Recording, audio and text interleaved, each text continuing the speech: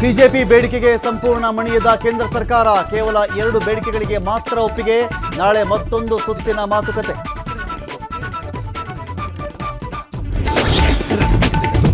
ದೇಶಾದ್ಯಂತ ವಿದ್ಯಾರ್ಥಿಗಳ ಹೋರಾಟಕ್ಕೆ ಕೇಂದ್ರ ಕಕ್ಕಾಬಿಕ್ಕಿ.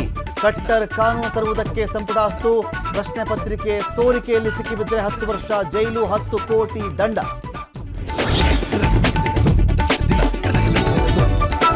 ಇಪ್ಪತ್ತಾರು ದಿನಗಳ ಉಪವಾಸ ಅಂತ್ಯಗೊಳಿಸಿದ ಸೋನಂ ವಾಂಗ್ಚುಕ್. ಪರಿಸರ ತಜ್ಞರಿಗೆ ಜ್ಯೂಸ್ ಕುಡಿಸಿದ ಕೇಂದ್ರ ಸಚಿವರು. ಧರ್ಮೇಂದ್ರ ಪ್ರಧಾನ್ ರಾಜೀನಾಮೆಗೆ ಸೋನಂ ಒತ್ತಾಯ.